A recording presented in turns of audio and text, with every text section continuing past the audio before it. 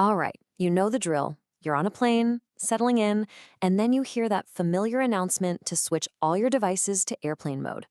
We all just tap that little icon, but have you ever stopped to wonder what's really going on behind the screen? So, what is that button actually doing inside your phone? And more importantly, what's the worst that could happen if you just forgot? Is it a real modern day danger, or is it just an old fashioned rule that we're all still following? Let's get into it. Okay, first things first, let's pull back the curtain on this feature. It's a button we press all the time, but a lot of us don't really know the specifics of what it does. At its heart, Airplane Mode is basically the master off switch for all of your device's wireless radios. Your phone doesn't power down, not at all. It just tells it to stop transmitting and receiving signals. Essentially, it just goes quiet and stops trying to talk to the outside world.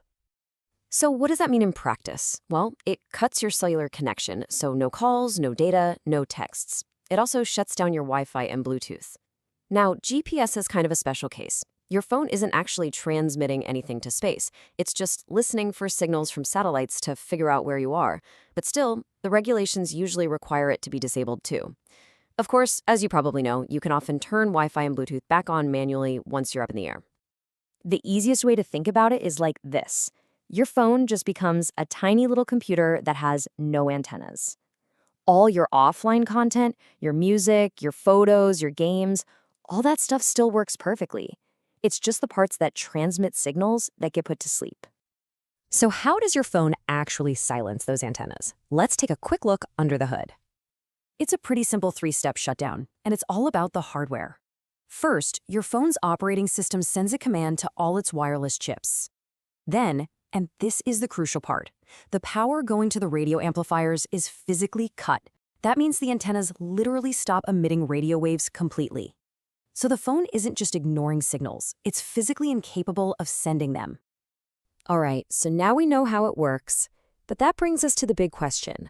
Why is it so important to do this on an airplane?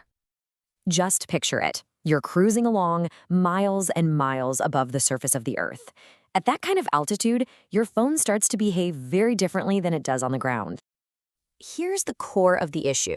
Your phone is designed to connect to a cell tower. That's its whole purpose. But when it can't find one way up there, it doesn't just give up. Oh no, it goes into overdrive. It boosts its signal all the way to maximum strength, basically shouting into the void, desperately searching for a connection. All that electronic shouting creates a lot of electromagnetic noise. And the big concern is that this radio noise could potentially interfere with the plane's most critical and sensitive systems. Things like the instruments the pilots are using for navigation or their radio chatter with air traffic control.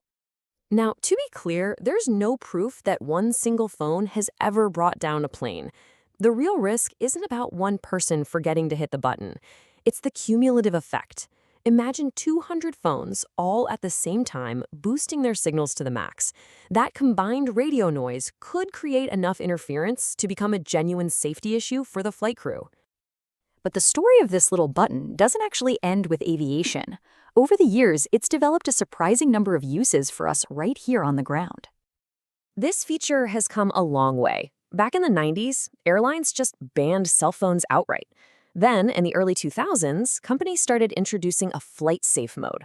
By 2007, it was a standard feature on all smartphones. And today, it's even evolved to let us turn Wi-Fi and Bluetooth back on for in-flight services.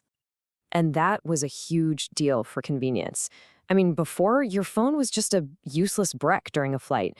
Now, it's your entire entertainment center, and you can use it safely from gate to gate. This feature is also incredibly useful in everyday life.